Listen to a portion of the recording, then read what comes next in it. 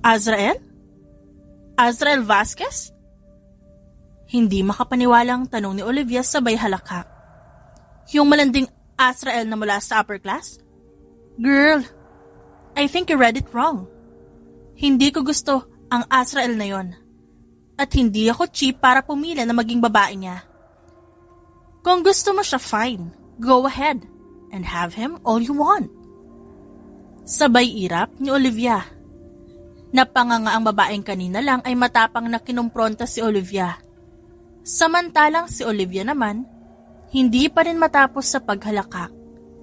Hindi siya makapaniwalang iniisip ng mga babaeng ito na kagaya siya ng iba na handang lumuhod sa harap ng lalaking si Azrael.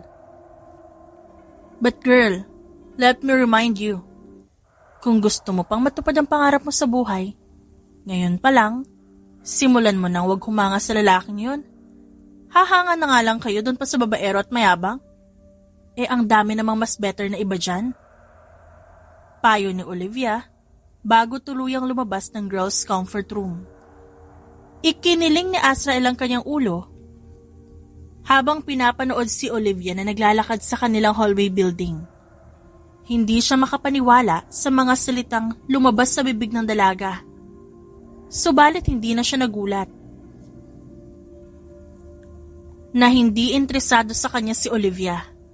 Hindi na yan katakataka dahil sa alitan na meron ng mga nayon nila. What? Masungit na tanong ni Olivia nang lumitaw si Azrael sa harap niya. I'm sure na nandito ka kasi narinig mo ang sinabi ko kanina. Ngumisi si Azrael kung kaya't lalong napasimangot si Olivia. Hindi siya interesado sa binata. Subalit hindi niya rin itatanggi ang kakaibang alindog na dala nito. Given na ang mga kagaya nilang vampira may kakaibang ganda. Subalit ang itsura ni Azrael may pagkamaangas. Hindi tipikal ang itsura gaya nila Dustin at Iverson. Kondesa, sambit ni Azrael bago siya nito dapuan ng tingin. Kung di man nagustuhang nadikit ang pangalan mo sa pangalan ko, ayos lang naman yun. Pero, bakit kailangan mo pa akong siraan? Seryoso niyang sabi, ngunit sumisilay ang mapaglarong ngiti sa kanyang labi. Sinisiraan? Saang parte ang paninira sa sinabi ko? Lahat naman yun totoo. Hindi ba't malandi ka naman talaga? Dahil sa dami ng babae mo? At mayabang, dahil akala mo'y lahat may gusto sa'yo. Isang galak na pagtawa ang kumawala mula kay Azrael. Na-amuse siya sa uri ng katarayan ni Olivia. Pati pala dito sa bayan, bit-bit yung mga taga-Draculon. Ang galit sa amin. Si Olivia naman ngayon, ang may mapaglarong ngiti. Diyan ka nagkakamali.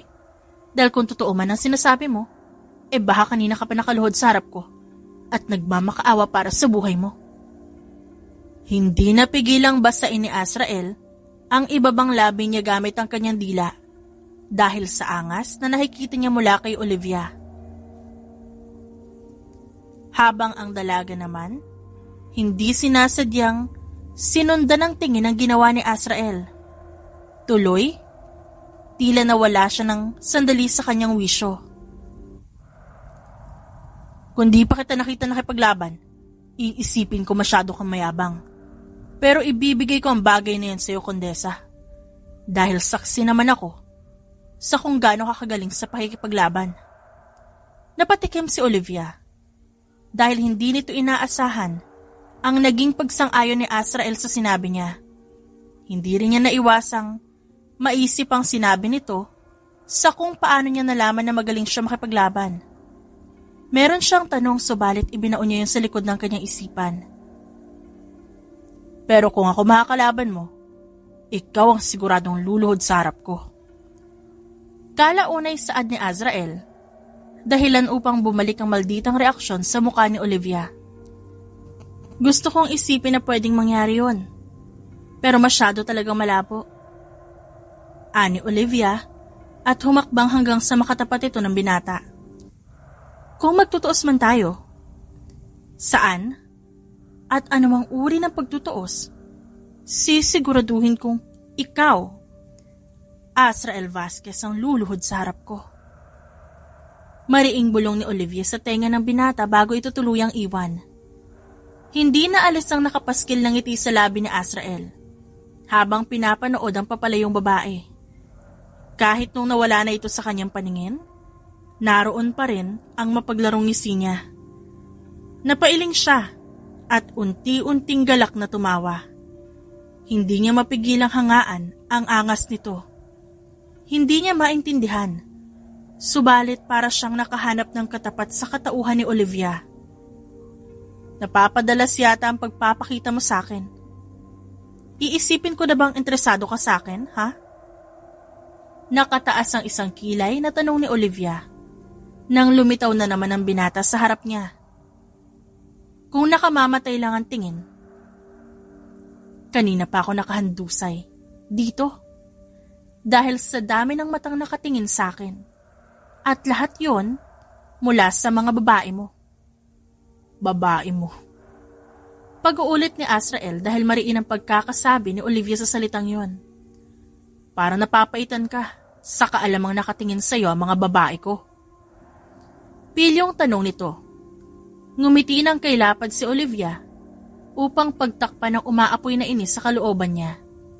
Sapat na para kay Olivia na kilala siya sa kanilang eskwelahan dahil sa pagiging isang fashion icon niya. Ayaw na niyang lalo pang maging matunog ang pangalan niya dahil lamang kay Azrael. You freaking bitch! Get out of my way! Kung ayaw mo lamunin kita ng buhay. Saad ni Olivia sa isipan. At narinig naman yun ni Azrael. Buong galak ang naging pagtawa ni Azrael dahilan upang lalong maintriga ang mga estudyanteng nakatingin sa kanila. Relax, Kondesa. Kakamustahin lang naman sana kita. Pero masyado ka mataray. Anito sa nang iinis na tinig. Inayos din niya ang ilang hibla ng buhok ni Olivia na tumatakip sa mukha nito dahil sa ihip ng hangin. Bawas-bawasan mo ang pagiging mataray mo, Kondesa. Kung inaakala mong makukuha mo ako sa mga galawan mong ganyan, nagkakamali ka? Saad ni Olivia at ngumisi sa binata. Mamamatay muna ako bago mo ako mahawakan gamit ang palad mo. Napasipol na lamang si Azrael. Lalong tumitindi ang pagka-amuse niya sa dalaga dahil sa tapatan nitong astas sa kanya. Wala naman siyang pakialam sa mga vampira mula sa Draculon. Subalit, bigla na lamang napukaw ni Olivia ang atensyon niya. And he is enjoying Olivia's every reaction as he teases her. There, he craves more of her. Salamat sa pagpapaalala pero no thanks. Huwag niyo na lang siya pansinin. Kapag pinatulan niyo pa siya, mawawala lang ang focus niyo para sa susunod na pananakop. Saad ni Olivia nang makarating sa table kung nasa ng mga kaibigan. Bakit ba't bigla ka na lang niya nilalapitan? Kuryosong tanong ni Iverson. Bumuntong hininga si Olivia bago ikwento ang kanilang unang engkwentro ni Azrael. Inapakan mo ang ego niya? Komento ni Kiara at inayos ang salamin. Ganyan talaga ang mga mayayabang kapag naapakan ng ego. Hindi ka titigilan hanggat hindi nakakabawi. Dagdag niya, dahilan para mabulunan si Iverson. Bahala siya. Siya rin ang mapapagod dahil hindi niya makukuha ang gusto niya sa akin. Kumpiyansang saad ni Olivia, sabay ngisi, bago balingan ng gawi kung nasan si Azrael. Matapos ang morning class, ay oras na ng kanilang vacant. Wala na bang ibang maisip na gawin si Olivia o pasyalan? Kaya naman sinamahan niya na lang ang kaibigang si Kiara sa library. Kumuha siya ng fiction books at nagbasa kasama si Kiara hanggang nakatulugan niya ang pagbabasa. Himbing na himbing si Olivia sa pagtulog nang bigla na lamang niyang naramdaman ng malakas na presensya sa tabi niya. Nang magmulat siya, ang nakangising mukha ni Azrael ang agad bumungad sa kanya. Where's Kiara? Pinaalis ko muna. What? Sira ulo ka ba? At sa tingin mo naman, susunod yun sa'yo? Hindi makapaniwalang bulalas ni Olivia sa binata. Sinabi ko na ikipagbasag ulo sa Iverson, kaya pinuntahan niya. Ani Azrael at prenteng sumandal sa sandalan na upuan bago abutin ang isa sa librong kinuha ni Olivia. Buti pa yung kaibigan mo, mabait, hindi mataray gaya mo. Naningkit ang mata ni Olivia at hinarap ang gawin ng binata. Don't you dare involve Kiara in your dirty games or I will really crumple you. Muling umangat ang dulong bahagi ng labi ni Azrael. Bago mo pa magawa yan, sigurado akong hawak na ni Iverson ang liig ko kung sakali. Ano ibig mo sabihin? Ha? Si Azrael ang umayos na upo at hinarap ang dalaga. Napansin ko lang, gusto ni Iverson si Kiara. Pero, hindi lang niya matanggap dahil tahimik at hindi palaban si Kiara. Pero nasisiguro ko na kung mapahamak man si Kiara, hindi magdadalawang isip si Iverson na iligtas siya. Hayag ni Azrael bago muling diretsyong tignan si Olivia. Ikaw, sinong magliligtas sa'yo kung sakaling nasa kapahamakan ka? Sarili ko. Kaya kong iligtas ang sarili ko. Ayaw mo bang ako ang magligtas sa'yo? Taas kilay na tanong ni Azrael. Mahina ang naging pagtawa ni Olivia dahil nasa library sila. Baka imbis na iligtas mo ko, mas ilagay mo pa ako sa kapahamakan. Tapatang sabi ni Olivia bago kunin ang kinuhang libro at ibalik yon sa dulong shelves. Kung ano man ang niluluto mong laro, huwag mo na akong isali. Marami naman nakapila dyan. Sila na lang. Wala ka rin namang mahihita sa akin. Hindi maibalik ni Olivia ang panghuling libro dahil mataas ang shelves niyon. Haakbang na sana siya upang kunin ang rolling ladder nang bigla na lamang niyang naramdaman ang figura ni Azrael sa likod niya at ang pagkulong nito sa kanya sa pagitan ng bookshelves. Kinuha ng binata ang libro sa kanyang kamay at ito ang nagbalik. Akala niya'y lumayo na si Azrael, kung kaya't umikot na siya paharap. Subalit naroon pa rin pala ang binata. Muli siyang ikinulong ni Azrael.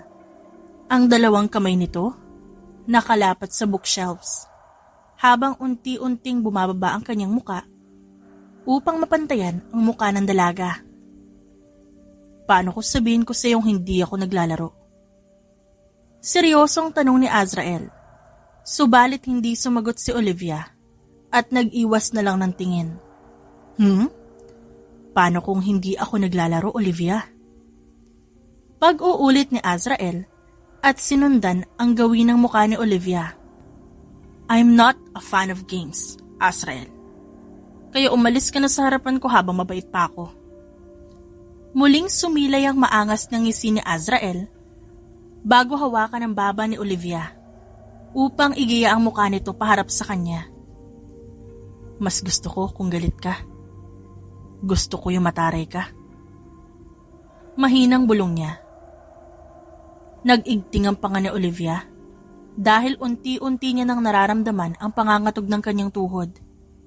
Sa hindi malamang dahilan, hindi niya matagalan ang presensya ni Azrael. Lalo na ang mariing titig nito. Yung tipong nakatitig siya sa magiging biktima niya. At lalo pang pinanghinaan ng tuhod si Olivia nang makita ang dahan-dahang pagdila ni Azrael sa sariling labi upang basain yun. Hindi na nga magkasundo ang nayo natin. Pati ba naman tayong narito sa mundo ng mortal, hindi pa rin magkakasundo? Sayang naman. Gusto ko lang makipagkaibigan. Kalaunay hayag ni Azrael. Hindi ko alam, sanayon nyo. Pero sanayon namin, may batas kaming sinusunod. At isa pa, hindi naman pakikipagkaibigan ang ginagawa mo, kundi paglalandi, Azrael. Mahinang napahalakak si Azrael bago lumayo. At alalayan pang makaayos ng tayo si Olivia. Pagkatapos sumeryoso ito. Maraming mga taga-nayon namin na humahanga sa'yo. Lalo na yung mga kababaihan dahil sa ganda at galing mo sa pananamit. Pero hanggang tanaw lang sila sa takot na baka iba ang isipin ng taga-nayon ninyo. Lalo ka na. At anong strategiya na naman to? Pangungonsensya? Mataray na asik ni Olivia. Nakokonsensya ka ba? Hindi naman, di ba? Balik tanong ni Azrael na ginaya pa ang tono ng babae. Nagsasabi lang ako ng totoo. Hindi ko alam sa'yo pero hindi ako takot pakipag-ugnayan sa kahit sino sa Draculon. Hindi rin naman matatapos ang hidwaan sa pagitan ng mga nayon natin. Dahil walang gustong magpatalo. Pero malay natin, baka dito sa mundo ng mortal, magsimula ang pagbabago. Napahinto si Olivia sa paglalakad dahil sa naging pahayag ni Azrael. Tuwid ang kanyang isip ukol sa mga vampira ng Valor. Tuwid ang kanyang isip sa pagsunod ng kanilang batas. Tuwid na yun pero heto. Bigla na lamang siyang ginugulo ni Azrael. Lalo na ang huling sinabi nito sapagkat may punto yon. Marahang pinitik ni Azrael ang noo ni Olivia. Dahilan upang makabalik siya sa wisyo. Bali-balita na rin naman. Di panindigan na natin. Bulong ni Azrael bago hilahin sa palapulsuhan si Olivia. At masaya ka pa na nababalitang ako ang bagong babae mo? Kung ituso ko kaya tong hawak kong stick sa kalamnan mo, ha? Galak na namang natawa si Azrael. Lalo siyang natutuwa sa pagtataray ni Olivia sa kanya. Sinong hindi magiging masaya? Ikaw lang naman si Olivia Briones, ang hinahangaan ng maraming kalalakihan. Tapos, malalaman lang nila na aking ka na pala. Mayabang na saad ni Azrael at kumindat pa. Huwag mo kong angkinin, Azrael. Ang sino mang gustong umangkin sa akin, kailangan mo nang paghirapan ako makuha. At huwag kang umasa. Hinding-hindi ako papayag na maging babae mo. Buong akala ni Olivia, hanggang doon na lang ang kung ano mang nilalaro ni Azrael. Subalit nagkamali siya. Dahil kahit sa mga sumunod na araw, hindi siya tinantanan ng binata. Ano mang pagtataboy at pagsusungit ang gawin niya, tinatawanan lang siya nito at patuloy na kinukulit. Hindi man niya maamin sa iba subalit alam niya sa kanyang sarili na totoo at sincere ang ipinapakita ni Azrael sa kanya. Subalit nagtatalo pa rin ang kanyang isipan dahil bawal ang kanyang ginagawa. May punto siya. Alam mo bang lumapit sa akin ng isang manggagamot at taga-nayon nila? Nagpatulong na gamutin ko ang kabiyak niya dahil masyado matapang ang laso na tumama sa kanya at hindi kayang gamutin ng mga gamot na meron sila. Pag-amin ni Kiara matapos ikwento ni Olivia ang sinabi ni Azrael. Ginamot mo rin? Kuryoso na tanong ni Alicia. Umayos pa ito na higa. Naroon silang magkakaibigan sa loob ng silid ni Olivia. Sigurado ginamot mo. Nagkibit balikat si Kiara. Lumapit siya at humingi ng tulong sa isang vampira. Hindi bilang isang kalaban. Patawarin ako ng batas pero tumulong lang naman ako. Napakamot sa kanyang batok si Olivia at napahilata ng higa. Kung bakit meron pang alitan sa pagitan ng dalawang nayon, samantalang pare-pareho lang naman tayong vampira. Mapaklang natawa si Alicia. Hindi ka ba nakinig nung ikinuwento ni Maestro ang kasaysayan ng bayan na to? Umiling si Olivia kaya't umayos muli si Alicia ng pwesto. Dahil sa pag-ibig. Dahil sa bawal na pag-ibig. Ha? Gulong-gulo na reaksyon ang ipinakita ni Olivia. Dalawang vampira ang umibig sa isang mortal na babae. At ang bawal na pag-ibig na yon ang pinagsimula ng alitan sa pagitan ng dalawang vampira. Nagkaroon ng kampihan hanggang sa kapwa-vampira nang naglaban-laban. Nagpa siya ang pinakapinuno ng mga vampira na lahat sila ipatapon sa mundo ng mortal at hinding-hindi na makakatapak sa ating nayon. Kasama sa mga ipinatapon ng dalawang vampira na umibig sa isang mortal.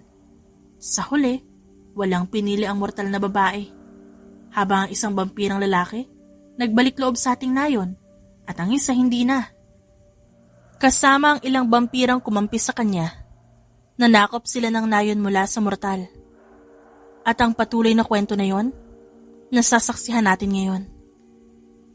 Kwento ni Alicia.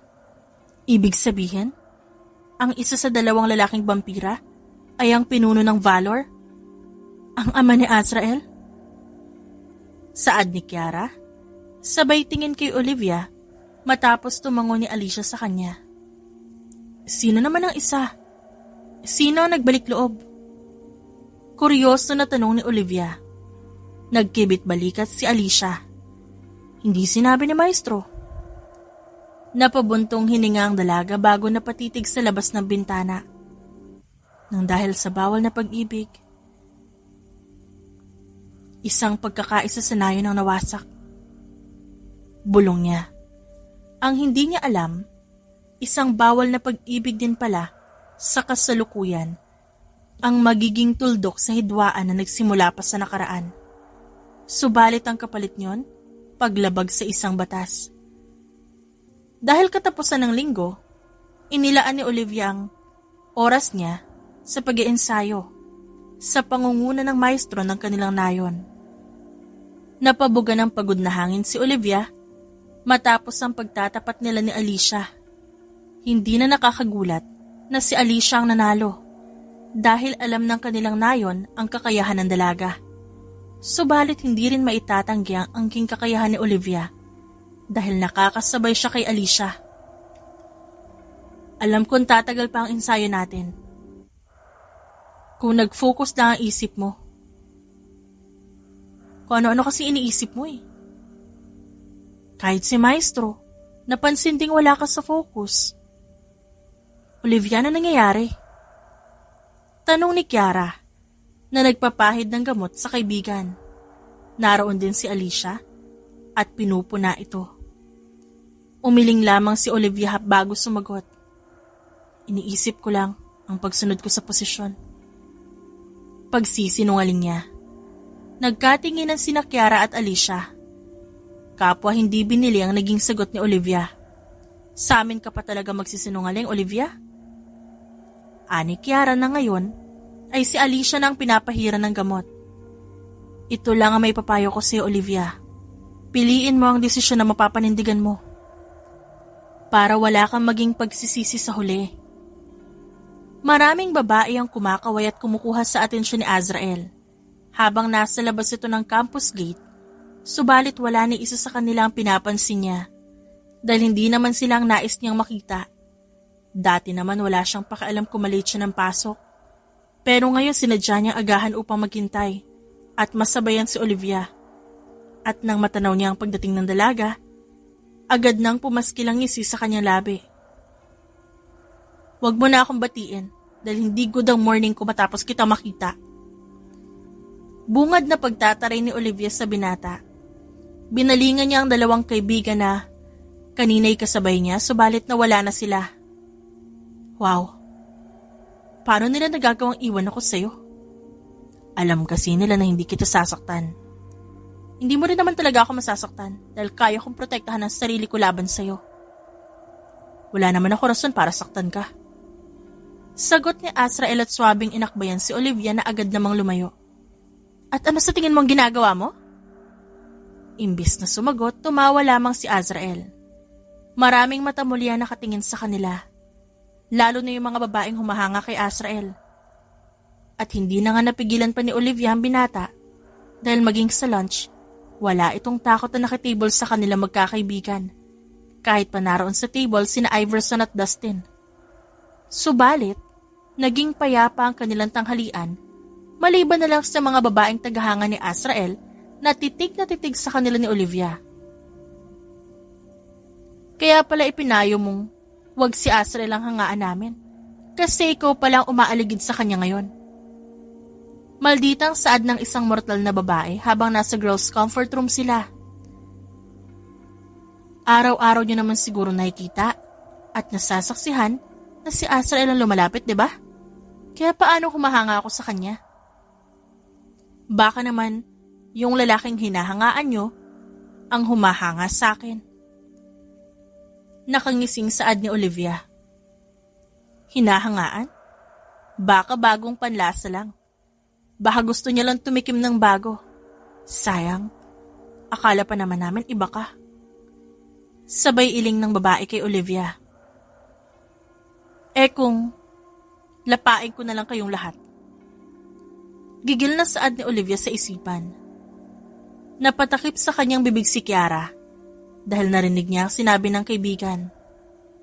Talagang iba ako. Kasi hindi naman ako kagaya niyong iaalay ang sarili para lang mapansin ni Azrael. Aniya sabay irap. Lalo kang gumaganda kapag nagtataray ka. Dinig ni Olivia na ani Azrael. Hindi niya makita ang binata subalit nararamdaman niya na malapit lang ang presensya nito. Huwag mo na akong hanapin. Mamaya makikita mo rin ako. Mariing napapikit si Olivia. Huwag ka na magpapakita sa akin.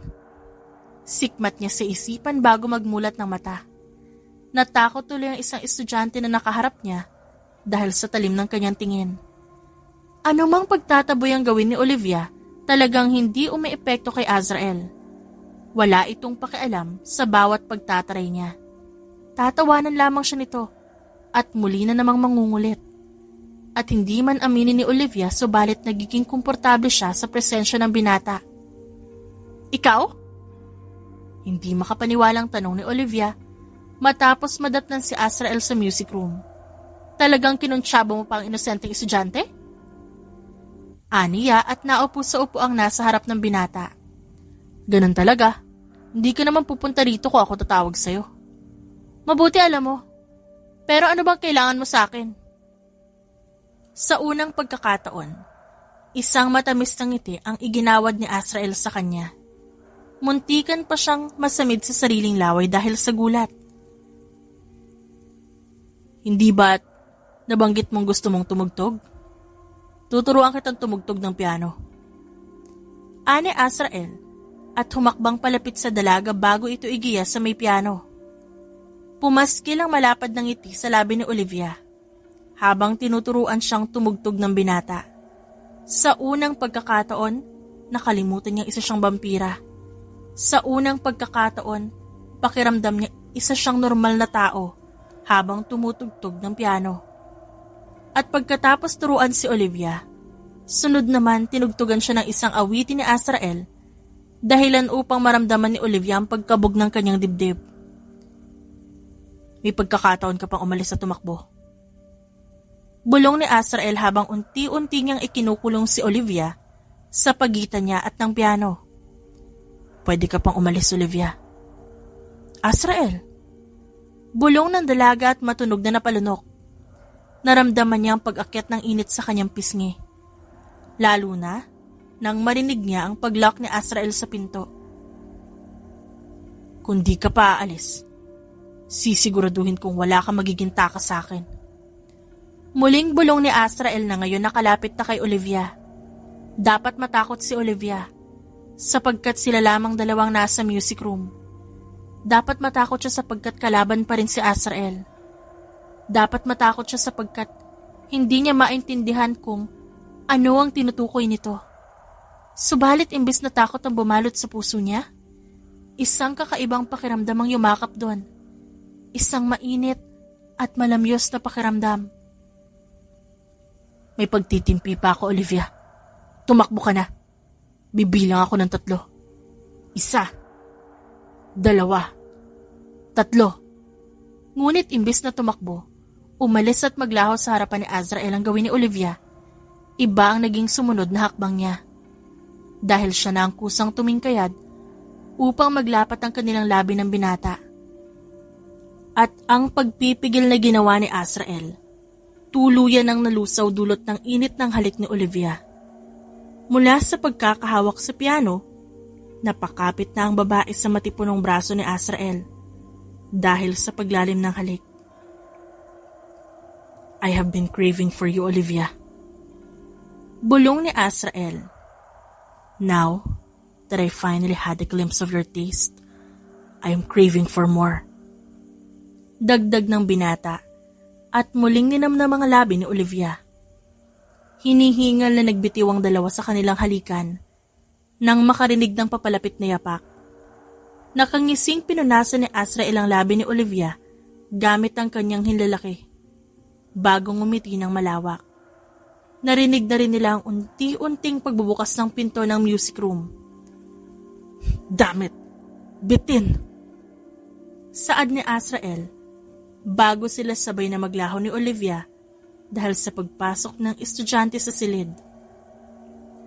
Malalim na ang gabi, subalit gising na gising pa rin ang diwa ni Olivia. Hindi siya pinapatulog ng pinagsaluhan nilang halik. Sa tuwing susubukan niyang pumikit, agad niyang nakikita ang larawan nila habang nagkahalikan. Napabuga siya ng hangin sabay bangon. Alam niyang mali ang kanyang ginawa. Ipinangako niyang hindi siya bibigay subalit bumigay siya. At siya pang sumunggab sa halik ngayong binigyan na siya ng pagkakataon ni Azrael na tumakbo. Ikaw palang malandi, Olivia, hindi siya. Pagkausap niya sa kanyang sarili. Anong gagawin ko ngayon? Wala ka palang binatbat sa isang Azrael Vasquez Dagdag niya bago sa bunutan ng sarili. Nagpagulong-gulong siya sa kanyang kama hanggang sa mapatitig na lang sa kisame. Napailing si Olivia sapagkat totoo nga ang tawag kay Azrael. He is indeed a walking temptation dahil maging siya natukso ni Azrael. Olivia! Tawag ni Azrael sa kanyang pangalan subalit tuloy-tuloy lamang siya na pumasok sa kanilang classroom. Masama yata ang gising niya. Saad ni Kiara bago sumunod na pumasok sa kanilang silid. Hanggang sa lunch break, pilit na iniwasan ni Olivia si Azrael. Dahil imbis na makisabay sa mga kaibigan at kumain sa cafeteria, nagtago ito. Maging sa uwian tinakasan niya si Azrael at sa mga sumunod pang araw, patuloy niyang iniiwasan ng lalaki. Anong problema, Olivia? Tanong ni Azrael sa kanya matapos niya ito makasalubong sa hallway at agad na iginiya siya papunta sa rooftop. Sabihin mo anong problema. Wala. Wala? Wala. Pero, ilang araw mo na akong iniiwasan pagkatapos ng nangyari sa music room. Salubong ang kilay na saad ni Azrael. Napaiwas ng tingin si Olivia dahil naramdaman niya ang pag-iinit ng kanyang mata. Olivia.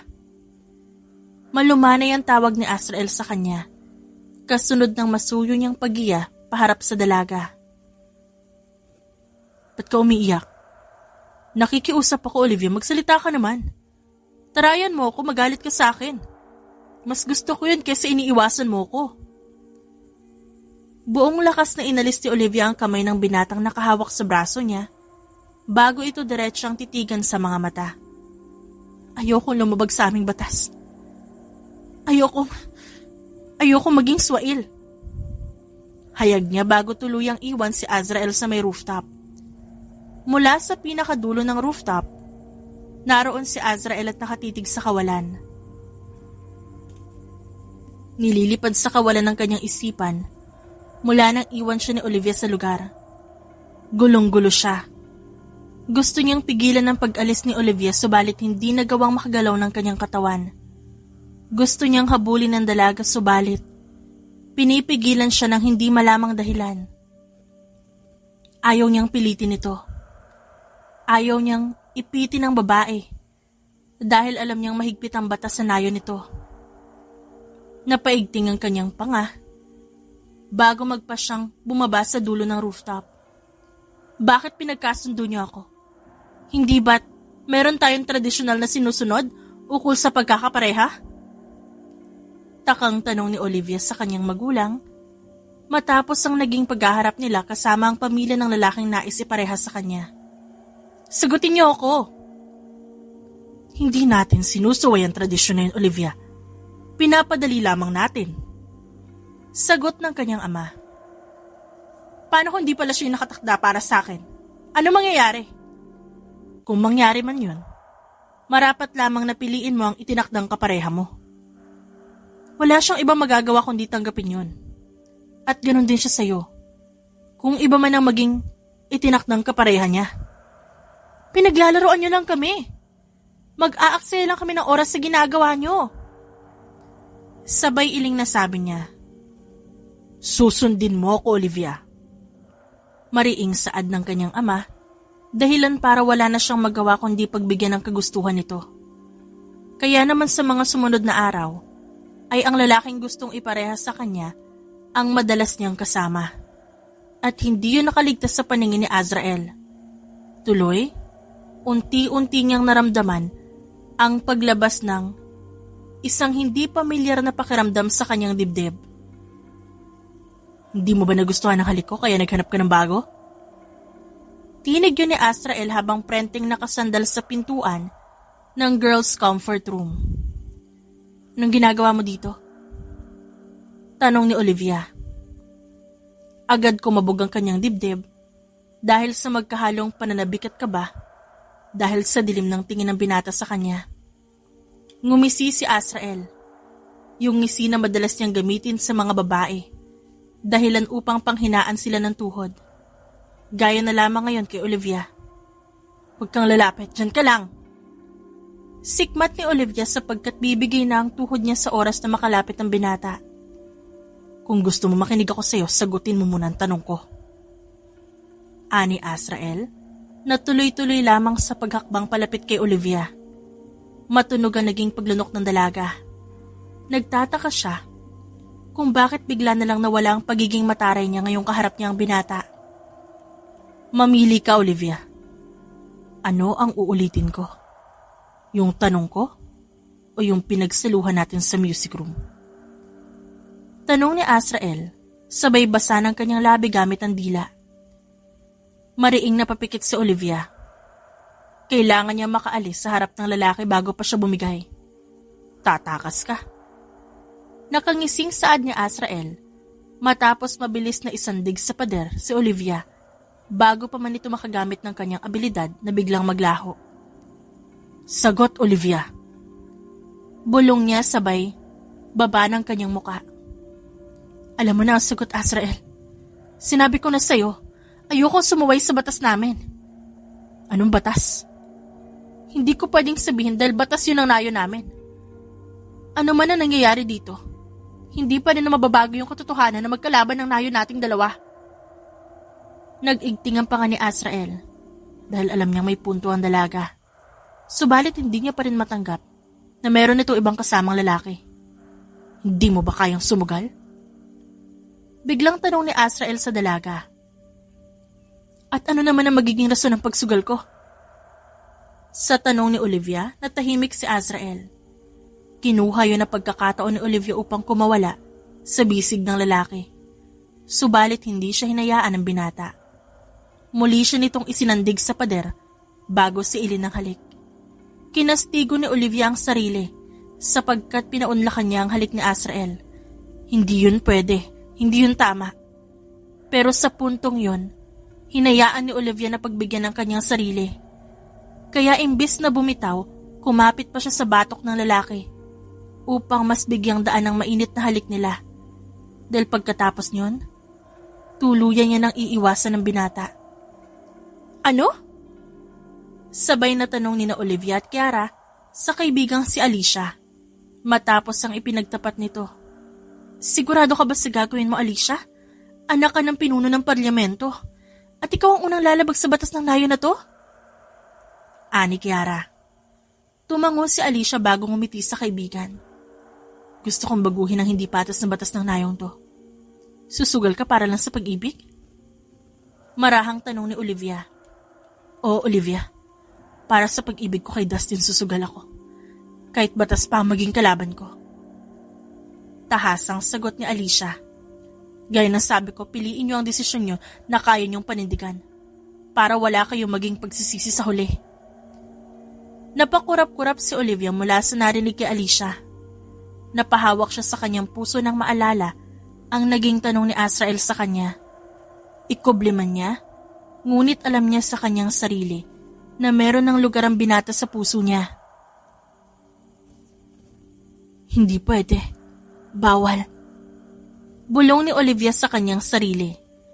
Sa sumunod na araw, naramdaman na nga lang ng kanilang nayon ang naging pagsuway ni Alicia sa kanilang batas. Bagaman mula sa unang ranggo si Olivia, wala siyang magawa para ipagtanggol ang kaibigan dahil mahigpit na sinusunod ng parlamento ang batas ng kanilang nayon. Subalit bilib din siya sa katatagan ni Alicia dahil handa nitong isugal ang buhay para lamang maipaglaban ang pag-ibig niya para kay Dustin.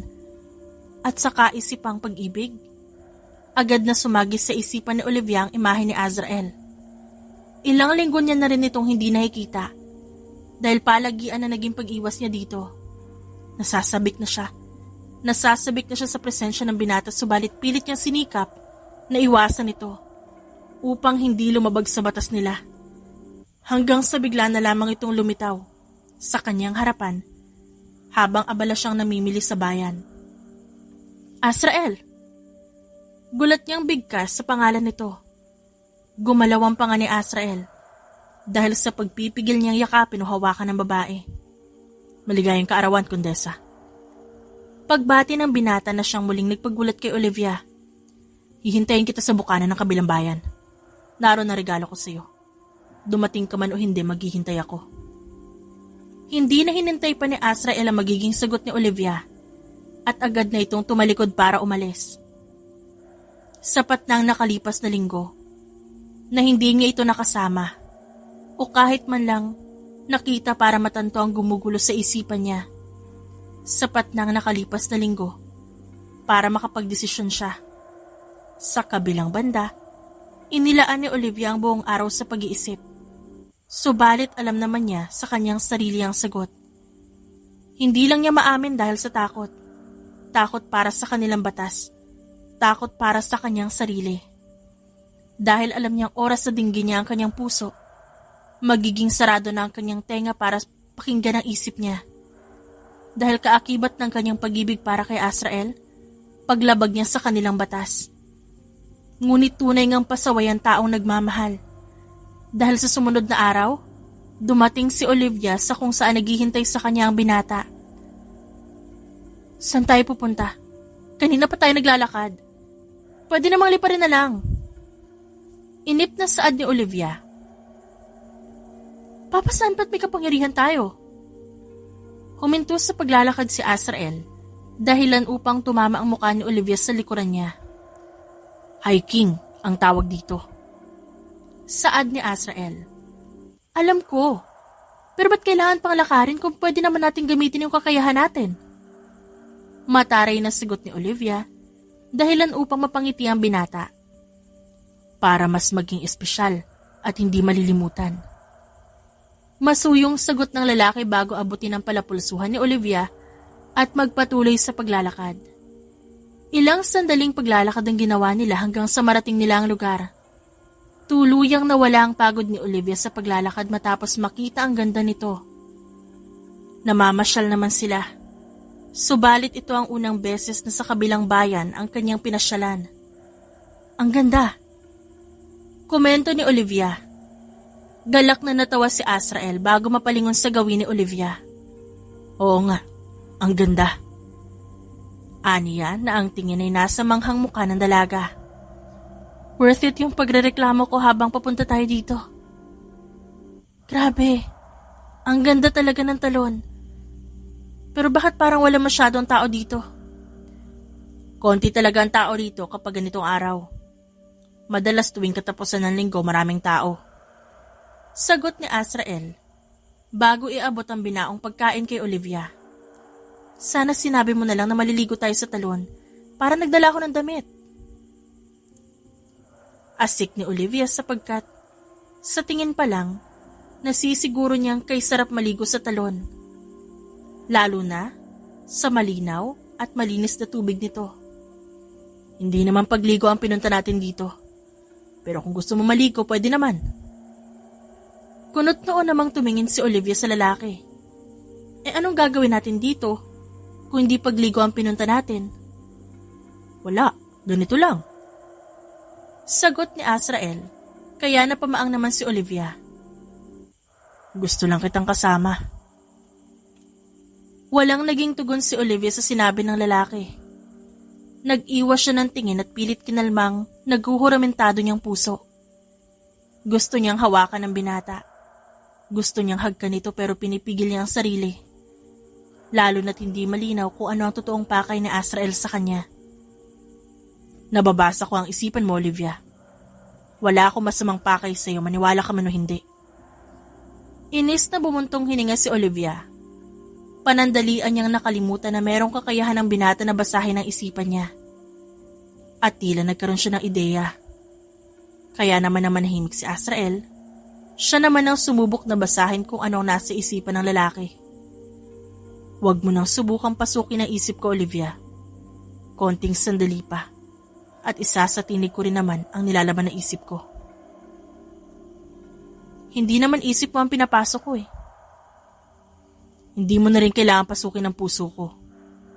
Dahil matagal ka na nakapasok dito. Hayag ni Azrael, dahilan upang mapalingon sa kanyang gawi si Olivia. Bakas ang gulat sa mukha ng dalaga sa naging pahayag ni Azrael.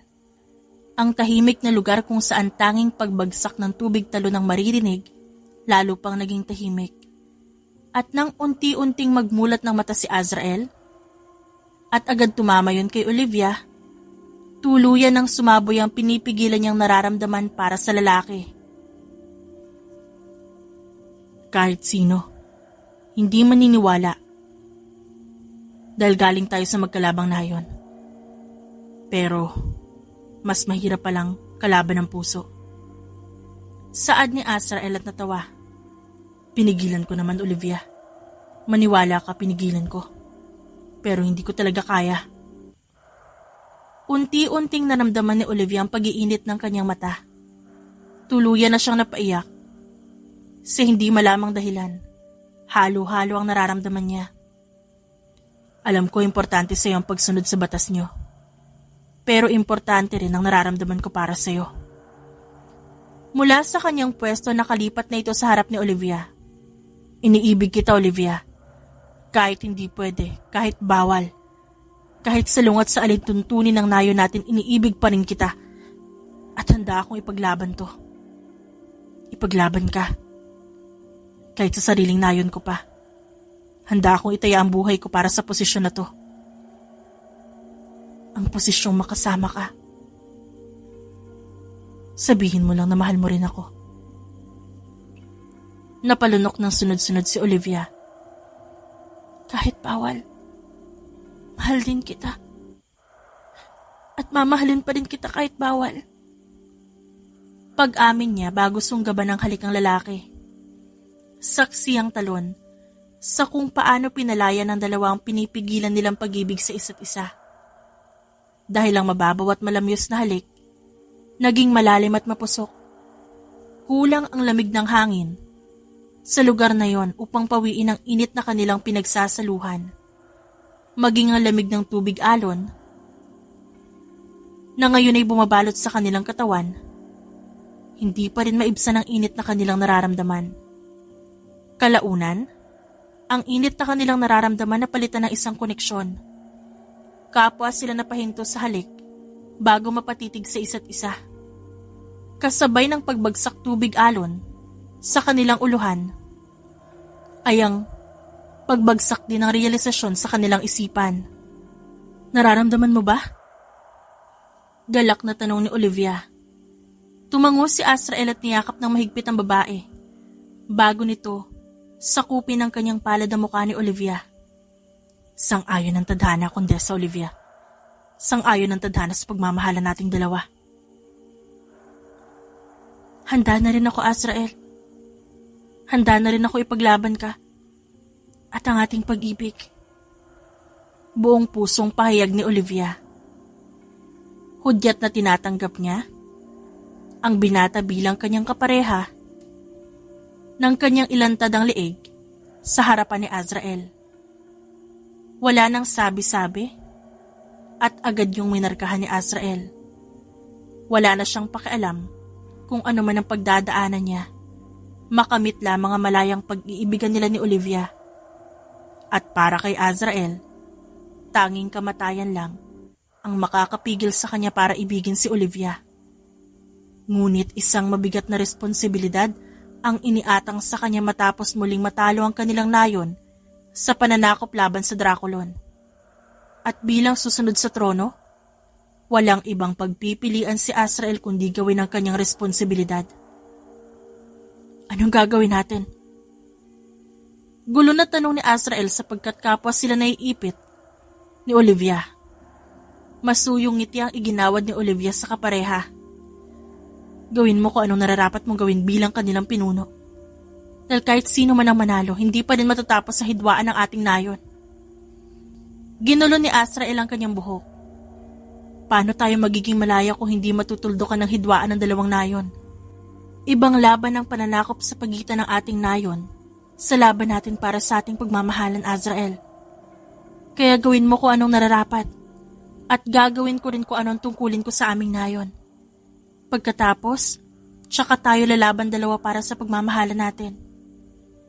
Pagod na napabuntong hininga si Azrael bago niya yakapin si Olivia.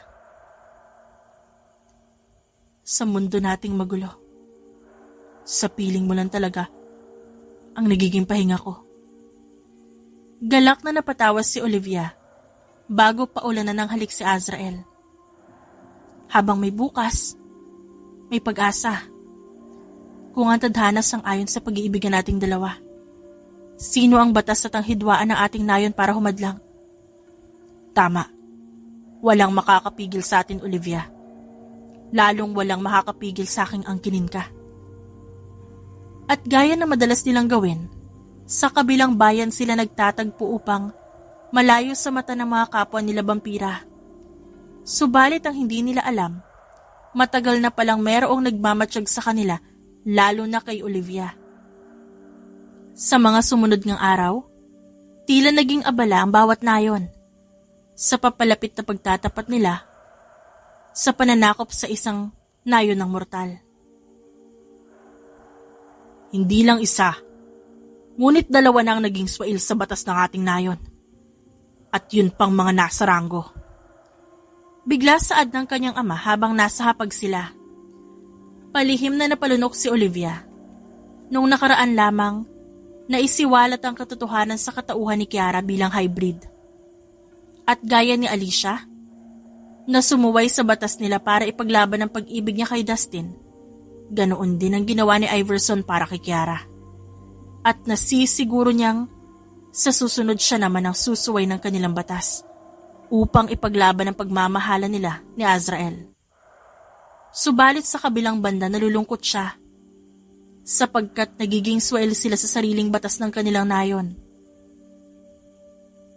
Tuluyan nang mawawala ang bisa ng batas. Oras na magkaroon pa muli ng swail na vampira. Mabuti na lamang at di ka gumaya sa mga kaibigan mong swail, Olivia. Pahabol pa nito, dahilan para panginigan siya ng kamay. Hindi ko matatanggap kung magiging swail ka. Hindi yan mangyayari. Wala rin naman siya rason para maging swail, di ba, Olivia? Nakangiting tanong ng kanyang ina. At tanging ngiti lang ang naging tugon niya sapagkat nabigo niya na ang kanyang magulang. Nabigo niya na ang kanilang nayon. Nabigo niya na ang kanilang batas. Dahil umibig siya sa isang kalaban. Patuloy ang naging patagong pagkikita at relasyon ni na Olivia at Azrael. Sa tuwing nagkikita sila sa kabilang bayan, hindi nawawala ang kanilang pagniniig. Hindi rin nila naitago ang pangamba para sa papalapit na labanan ng kanilang nayon at sa nakakapagod nilang responsibilidad bilang vampira sa kanilang nayon. Ang isa't isa ang naging sandigan at pahinga nila. Hindi ko alam kung ano ang magiging katapusan ng magaganap na labanan.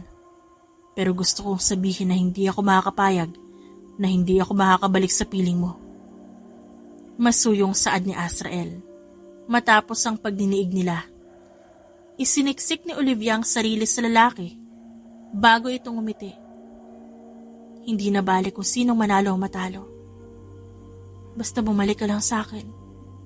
Kahit may sugat, kahit may pilay, basta bumalik ka sa akin ng buhay, ha? Ipangako mo rin sa akin na iingatan mo ang sarili mo. Huwag kang magdalawang isip na ipagtanggol ang sarili mo sa mga kasamahan ko.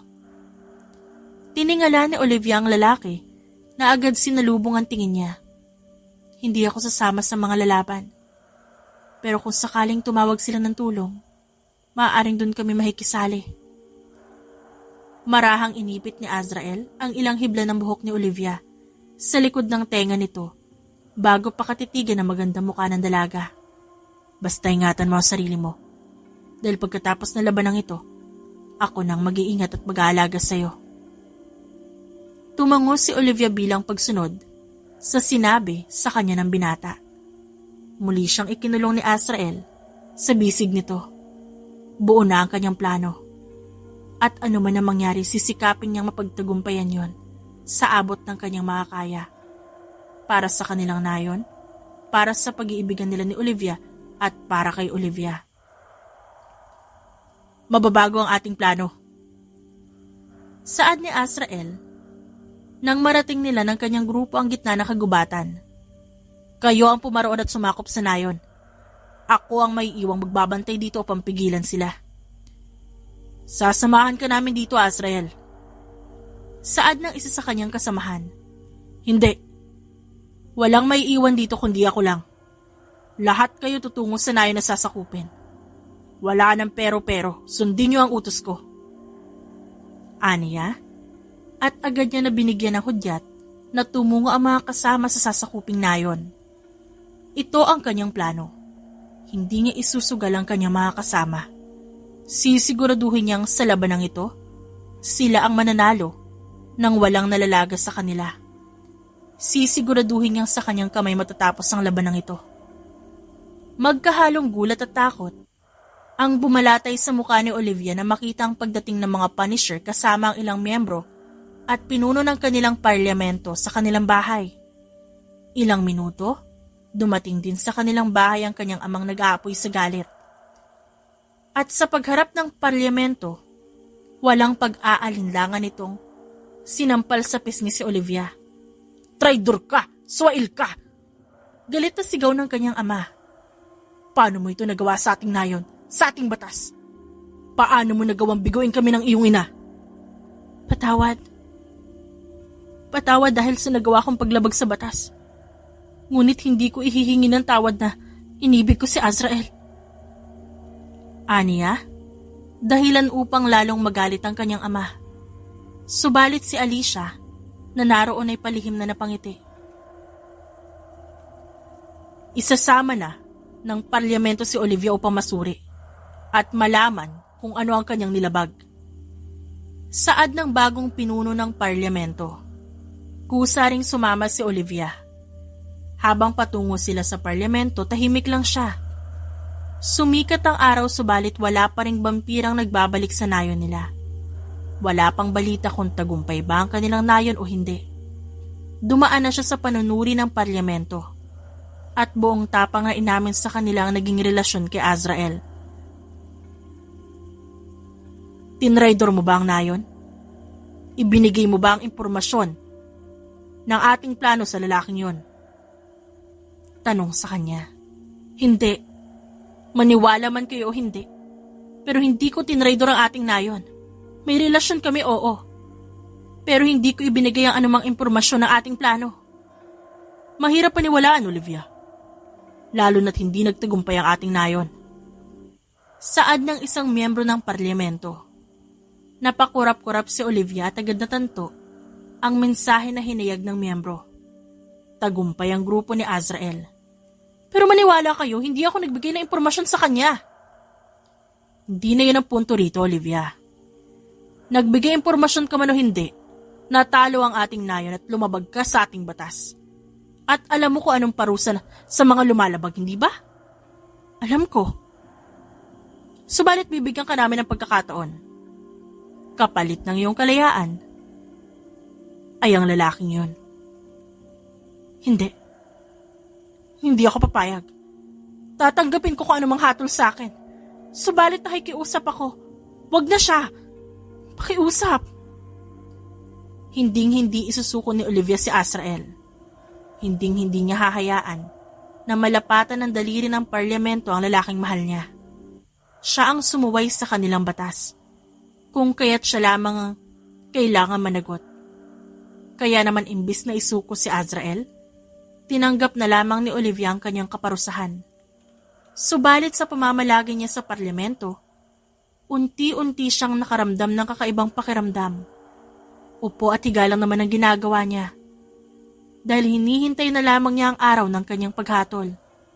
Subalit bigla na lamang siyang nakakaramdam ng pagkahilo.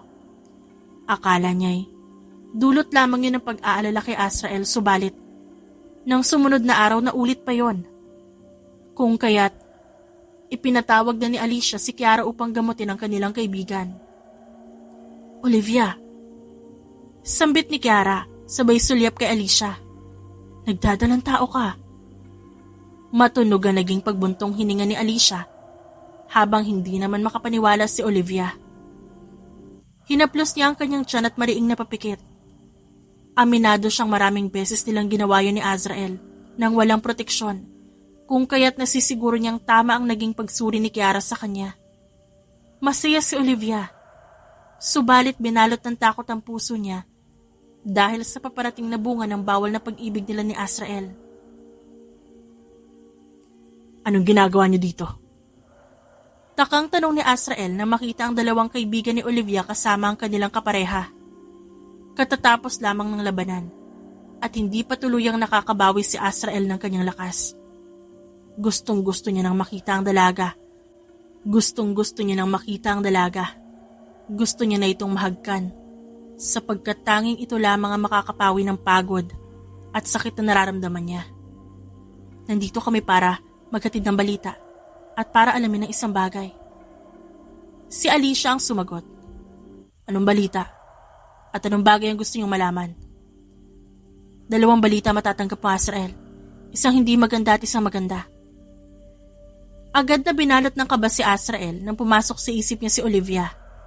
Lalo na nang maalala si Alicia, miyembro ng parlamento ng kanilang nayon. Huwag mo nang paikutin pa ang usapan, Alicia. Nasaan si Olivia? Ba't di niyo siya kasama? Kami ang magtatanong, Azrael. Ani Kiara, na ngayon lamang niya nakitang seryoso. Ano bang pakay niyo? Binilog mo lamang ba ang ulo ni Olivia para mapagtagumpayan ng pananakop?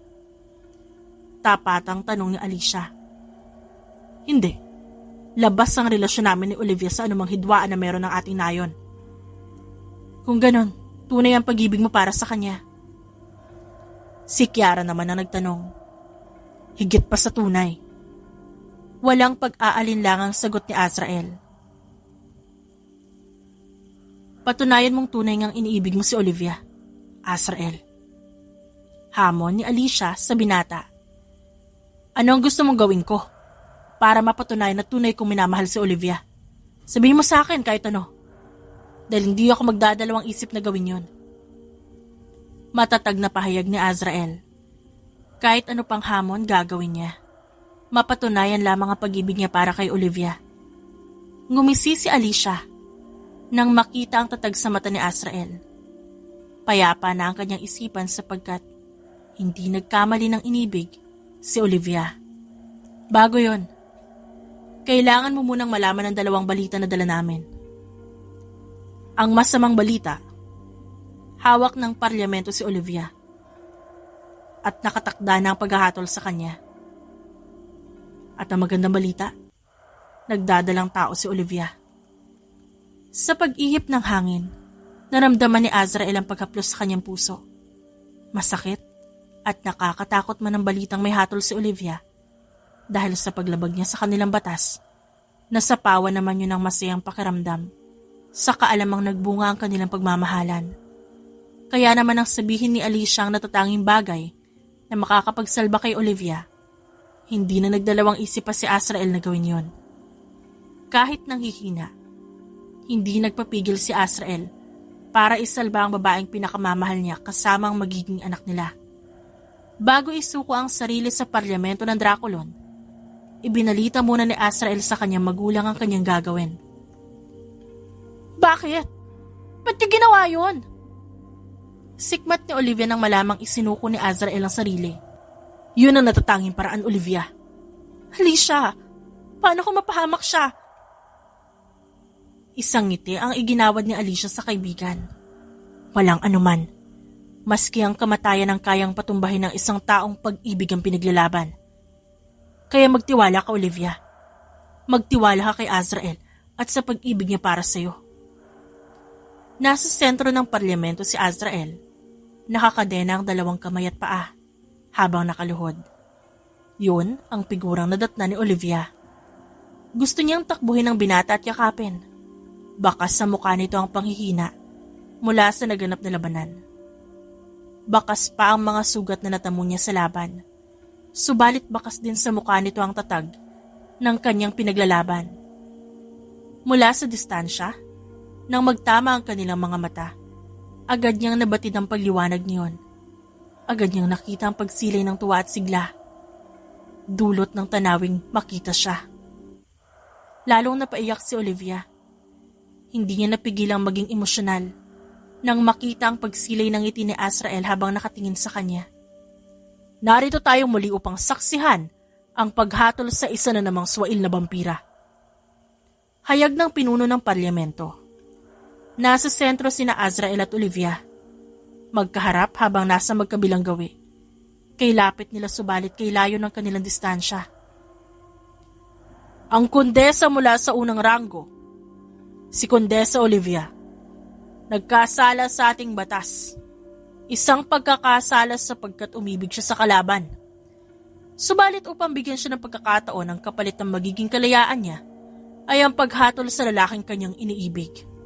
Hindi pwede. Ang hatol kay Kondesa Olivia, sa kanyang pagkakasala ay kamatayan. Umugong ang kumpulan ng mga vampira ng marinig ang hatol. Napatingin si Olivia sa gawin ni Alicia at tanging isang pagtangulang ang iginawad ng kaibigan sa kanya. Habang ang kanyang ama matalimang titig na ipinupukol kay Azrael. Ngunit kapalit ng kanyang hatol ay ang pagsuko ng lalaking iniibig niya. Kung kaya naman, ipinagbibigay alam ko sa inyong lahat ang paglaya ni Kondesa Olivia at ang paghatol ng kamatayan kay Azrael, ang anak ng pinuno ng kalabang nayon, ang nayon ng Valor. Ngayon dito mismo sa ating parlamento, ang magiging paghatol. Agad na tinakbo ni Olivia si Azrael, subalit pinigilan siya ng gwardya. Sa abot ng kanyang lakas, nagpumiglas siya. Nagpumilit siya hanggang sa matagumpay niyang mayakap ang lalaki. Ba't ka umiiyak? Huwag kang umiyak, Olivia. Nakakadena ang kamay ko. Hindi ko mapapalis ang luha sa mga pisngi mo. Nakangiti pang saad ni Azrael. Hindi mo kailangan gawin to. Hindi ko matatanggap ang gagawin nila sa'yo. Hindi ako papayag. Please naman, oh. Hagulhol ni Olivia. Nasasaktan ako dahil nakikita kitang umiiyak. Parang awa mo na, Olivia. Magtiwala ka. Hindi ko tinupad ang pangako kung babalik ako sa'yo para lang makita mo ang pagkamatay ko. Pero Azrael, tumahan ka na, Kondesa. Huwag ka mag-alala. Hindi ako papayag na mag-isa mong palalakihin ang magiging anak natin. Muling hinagka ni Olivia si Azrael hanggang sa perasahan na siyang ialis ng mga gwardya. Sunod ay inalalayan nila si Azrael patungo sa maliit na entablado kung saan naghihintay ang bagay na kikitil sa buhay nito. Magtiwala ka, Olivia. Sikmat ni Alicia nang muling tangkain ni Olivia na pumaroon kay Azrael. Paano ako magtitiwala kung nakikita ng dalawang mata ko na lalabing oras na lalaking mahal ko? Nakikiusap ako sa iyo, Olivia. Magtiwala ka, hindi hahayaan ni Azrael na maiwan ka at ang anak niyo. Nag-aalalang tura ni Kiara. Saan ako magtitiwala? Kung wala naman ako nakikitang pag-asa. Naroon na siya at sa oras na naitaas ang bandilang pula, kikitilin na yung buhay niya. Sa kalmadong ekspresyon, hinarap ni Alicia ang kaibigan. Kailangan lamang ipakita ni Azrael na buong puso niyang tinatanggap ang hatol. Kahit kamatayan pa, para mapatunayan na tunay kanyang iniibig, yun lang, Olivia. Kailangan lang niya ipakita na hindi siya natatakot sa kamatayan. Kailangan lang niya ipakita na hindi siya nagsisisi na ikaw ang minahal niya. Kailangan niya lang ipakita na hindi ang batas o kamatayan na makakapigil sa pagmamahalan niyo. Kailangan lang niya ipakita na hindi ka nagkamaling suwayin ng ating batas para ibigin siya. Naiintindihan mo ba? Subalit matigas ang ulo ni Olivia. Umiiling siya at bumulakas na tinakasan ng mga kaibigan upang puntahan si Azrael. At ipaalamang isang napakalaking balita. Ipinagbubuntis ko ang magiging anak namin. Sigaw niya dahilan upang magulat ang lahat, lalo na ang parlamento. Nakikiusap ako, nagmamakaawa ako para sa bata na sa sinapupunan ko. Kahit tanggalin niyo yung kapangyarihan ko, yung kakayahan ko, kahit ipatapan niyo na lang ako, huwag niyo lang siyang kunin sa amin. Olivia! Sambit ni Azrael. Pinipiga ang puso niya sa nakikitang pag-iyak ni Olivia. Tumayo ka, Olivia. Hindi na babagay sa iyo ang lumuhod dahil lamang sa akin. Hindi nakinig si Olivia sa kung ano sinasabi ni Azrael. Patuloy siya sa pagmamakaawa. At umiiyak siya para sa buhay ni Azrael, para sa buhay ng lalaking mahal niya. Kayo ang pinagsimulan. Ang inyong mga anak ang magtatapos. Saad ng ama ni Iverson sa ama ni Olivia. At kasabay ng pagsisiwalat na nakaraan, kung saan ang ama ni Olivia at ang ama ni Azrael ang dalawang vampirang umibig sa isang mortal na babae, na siyang pinagsimulan ng hidwaan ng dalawang nayon, ay ang pagdating ng mga hindi inaasahang bisita mula sa nayon ng Valor. Ang ina at ang ama ni Azrael tumapak muli sa nayon ng Draculon upang ibigay ang suporta sa kanilang anak at sa pag-ibig na kanya ipinaglalaban. Isinusuko ko na ang laban. Isinusuko ko na ang aming nayon, kapalit ng pagpapaunlak niyo sa pagmamahalan ni Azrael at Olivia. Walang pakundangan na sabi ng ama ni Azrael. Nakikiusap ako. Pagbigyan niyo ang pagmamahalan nilang dalawa. Lumuhod din ito sa harap ng dating nayon. Matunog ang naging pagbuntong hininga ng parlamento. Kabilang namang miyembro at pinuno. Sumasakit na ang kanilang ulo sapagkat sunod-sunod na swail ang lumitaw at tumibag sa batas ng kanilang nayon. Subalit hindi rin nila maikukubli ang galak, sapagkat ang mga vampirang galing sa kanilang nayon ay merong paninindigan.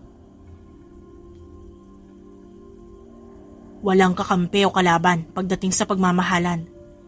Ibigay niyo na ang kalayaan sa pag-iibigan nila. Buwagin na ang batas ukol sa bawal na pag-ibig at tuldukan na ang hidwaang ito. Saad ng ama ni Iverson, dahilan upang lalong mapahaguluhol si Olivia dulot ng labis na tuwa. Dito na nagtatapos ang batas ukol sa bawal na pag-ibig. At dito na rin magsisimula ang pagkakaisa ng dalawang nayon. Agad na tinakbo ni Azrael si Olivia at niyakap ng mahigpit. Hindi niya inalintana ang mga matang nakamasid sa kanilang dalawa. Wala siyang pakialam sa iba, basta't nasa bisig niya ang babaeng pinakamamahal niya. Sinubok man ng batas, responsibilidad at paniniwala, sa huli, nagwagi pa rin ang pusong tunay na nagmamahalan. Gusto ko ng ubas na berde. Saad ni Olivia habang namimili sila sa bayan. Berde? Hindi ngayon ang taon ng pagbunga niyon. Sagot ni Azrael kaya sumimangot si Olivia. Hindi mo ba narinig ang sinabi ko? Sabi ko gusto ko ng ubas na berde. Hindi ko tinatanong kung pagbubunga niya ngayong taon o hindi. Sikmat nito at nagmarcha paalis sa kabila ng maumbok niyang tiyan. Oh, ano ba hinihintay mo? Tatayo ka lang dyan. Napakagat ng ibabang labis si Azrael. At ikinubli niya ang pagkawala ng tawa dahil sigurado siyang lalo pang magsusungit ang kanyang buntis na asawa. Kung paanong mataray ito noon, naging doble ngayong buntis na ito. Azrael, ang sakit! Sigaw na lamang ni Olivia. Gayong nasa tabi lamang niya ang lalaki. Ang sakit din na pala nabunot mo, Olivia. Hindi pa lumalabas. Sigurado ka ba manganganak ka na ngayon? Mas marunong ka pa sa akin, ako yung manganganak. Ikaw kaya umiri dito. Sige. Galitin mo lang siya, Ginoo. Lalabas agad ang bata kapag ganyan. Tila nagbibiro na Saad nang nagpapaanak kay Olivia. Kaya mo yan. Sige na. Ilabas mo na para makagawa tayo muli. Saad ni Azrael, kaya mas lalo siyang sinabunutan ni Olivia. Diyan ka magaling. Abot tenga ang ngiti ni Azrael. bago halikan na likod ng palad ng kanyang kundesa. Mabutit alam mo, basta pagdating sa'yo gagalingan ko palalo. Kaya sige na, ilabas mo na ang ating anak dahil nasasabik na ako mahawakan at makita siya. Tila ba yun lamang ang hinihintay na salita ng bata sapagkat pagkatapos sabihin niyo ni Azrael, tuluyan ang nailuwal ni Olivia ang kanilang panganay na anak. Kay sarap sa kanilang pandinig ang atungal ng sanggol na siyang pumuno sa silid. Isang masuyong halik ang iginawad ni Azrael kay Olivia bago nito ibinulong ang matatamis na salita. Pagkatapos, sabay nilang sinilayan ang kanilang supling, ang bunga at patunay ng pag-iibigan nila hanggang dulo na siyang pinili nilang ipaglaban. Maraming salamat sa pagsugal, Olivia. Maraming salamat sa pagpili sa akin. Kulang ang ngayon, ang bukas at susunod pang bukas para iparamdam ko sa iyo kung gaano kita kamahal. Pinahid ni Olivia ang kanyang luha bago ito tumitig sa lalaking nasa harap niya. Sa lalaking noon, hindi niya nakikita. Sa lalaking noon, hindi niya napapansin. Sa lalaking noon, kilala lamang niya sa balita. Na ngayon, asawa niya na. Ikaw man ang itinakda para maging kapareha ko o hindi. Kung sa'yo tumibok at umibig ang puso ko, ikaw pa rin ang pipiliin ko. Kahit anong batas pa ang maging kalaban ko.